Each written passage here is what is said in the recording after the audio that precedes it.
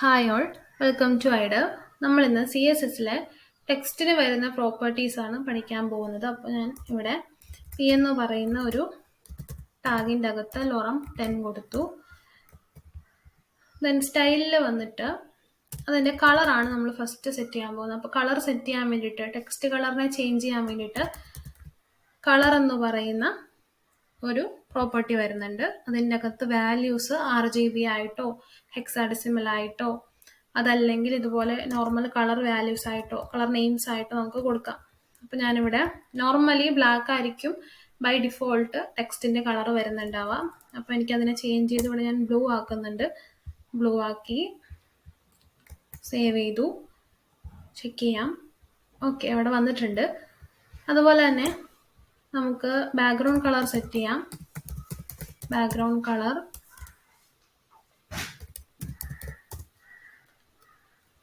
Red എന്ന് കൊടുത്തു.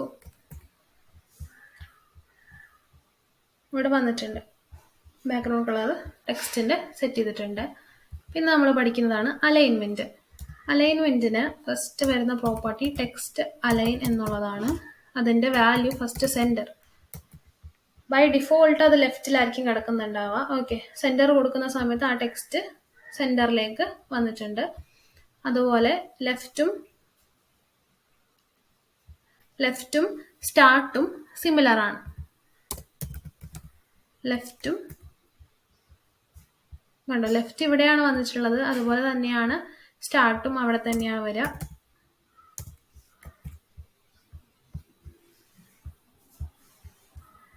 അതുപോലെ എൻഡ് ആൻഡ് റൈറ്റ് സെയിം ആണ്, സിമിലർ ആണ്.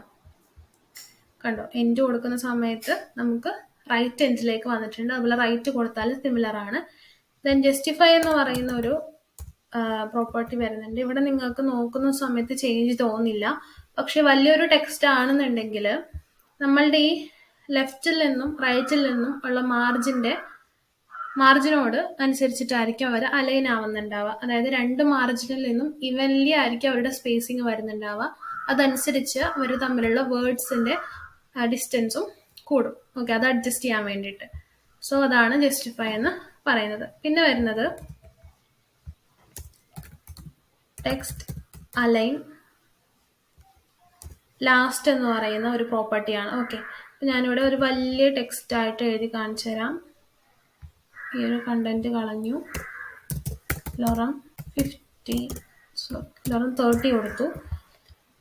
അപ്പോൾ ഇതൊരു വലിയ ടെക്സ്റ്റ് ആണ്. അപ്പോൾ ഇതിൻ്റെ അകത്ത് ഇവിടെ നോക്കുമ്പോൾ ഓക്കെ, ഇത് പോരാ. നമ്മൾ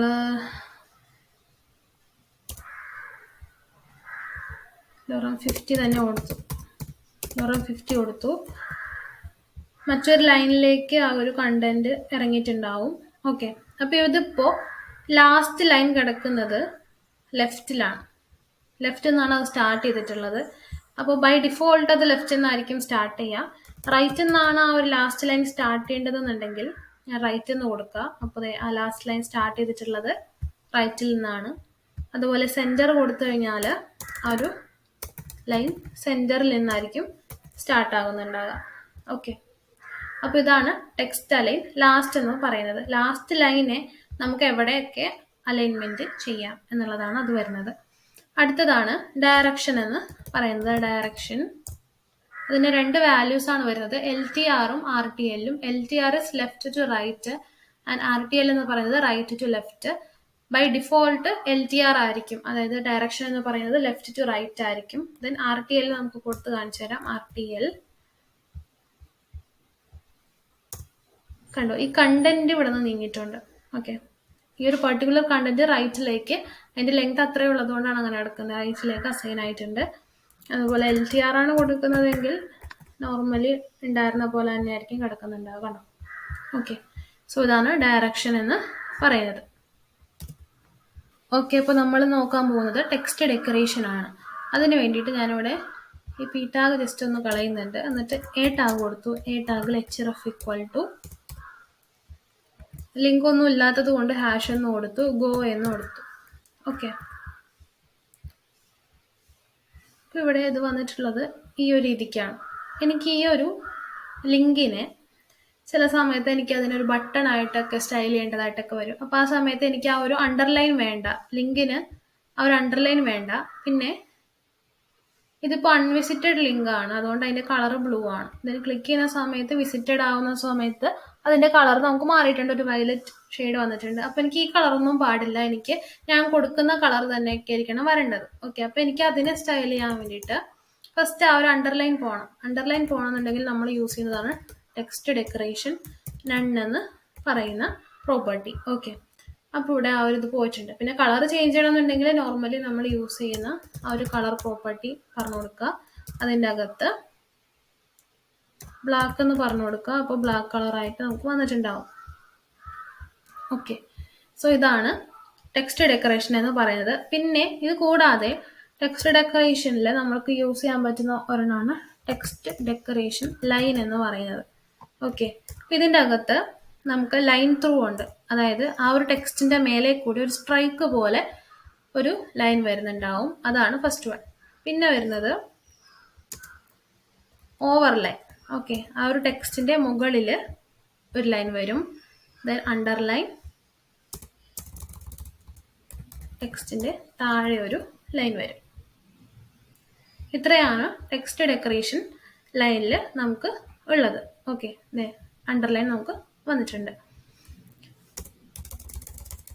സോ പിന്നെ നമുക്കുള്ളത് ടെക്സ്റ്റ് ഡെക്കറേഷൻ കളറാണ്. ഓക്കെ, അപ്പോൾ ടെക്സ്റ്റ് ഡെക്കറേഷൻ കളറിൽ ഞാനൊരു ബ്രൗൺ കൊടുത്തു.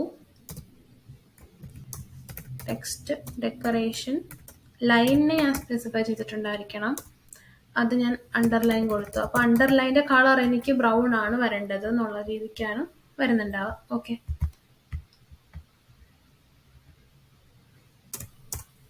കണ്ടോ, ടെക്സ്റ്റ് ഡെക്കറേഷൻ്റെ ആ ഒരു കളറ്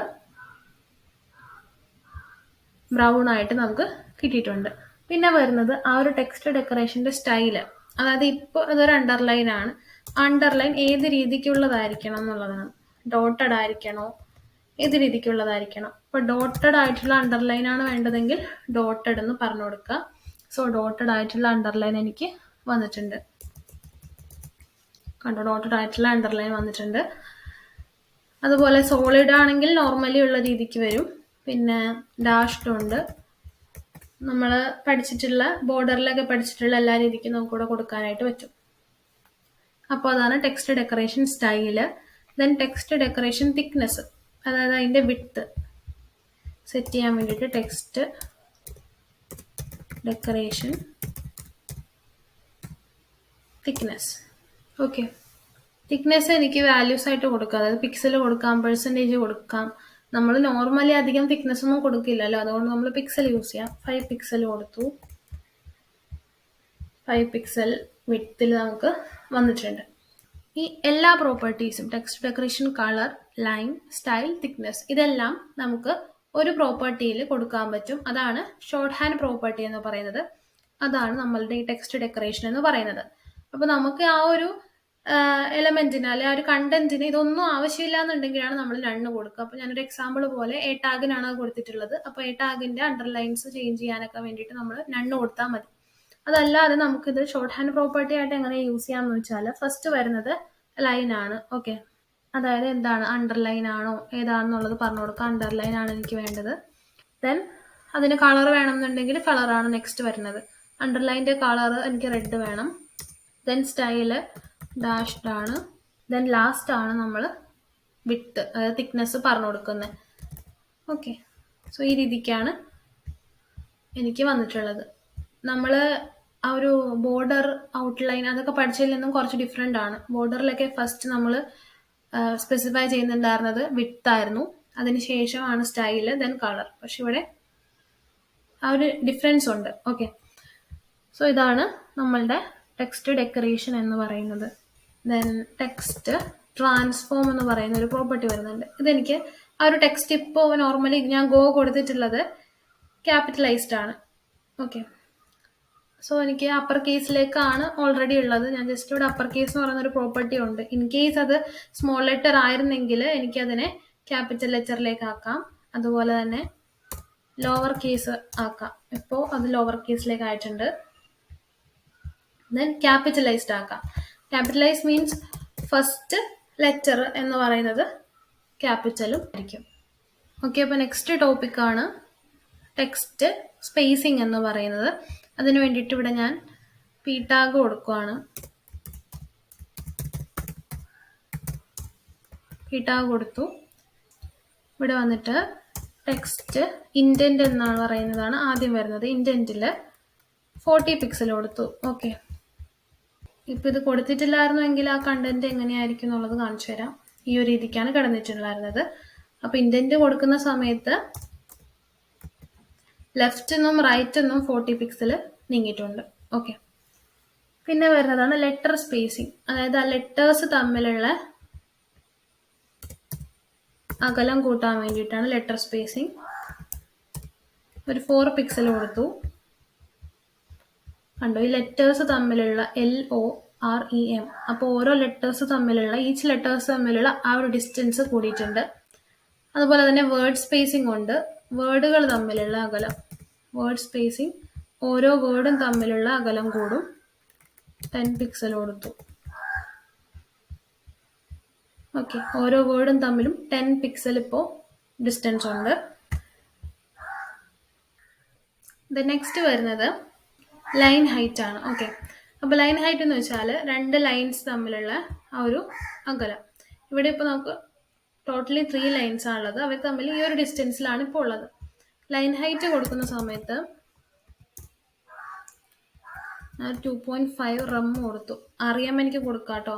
പിക്സൽ REM ഒക്കെ യൂസ് ചെയ്യാൻ ഞാൻ റം കൊടുത്തെന്ന് മാത്രം. കണ്ടോ, ഈ ഒരു ലൈൻസ് തമ്മിലുള്ള ഒരു ഡിഫറൻസ് 2.5 റം ആണ് ഇപ്പോൾ ഉള്ളത്. അപ്പോൾ ഇത്രയാണ് ടെക്സ്റ്റിന്റെ സ്പേസിങ്ങിൽ നമുക്ക് വരുന്നത്. ദെൻ നമുക്ക് ഇനി വരുന്നതാണ് ടെക്സ്റ്റ് ഷാഡോ എന്ന് പറയുന്നത്. അപ്പോൾ അതിന് വേണ്ടിയിട്ട് ഞാൻ ഈ ഒരു കണ്ടന്റ് ചെറുതാക്കാണ്. എന്നാലേ ഹലോ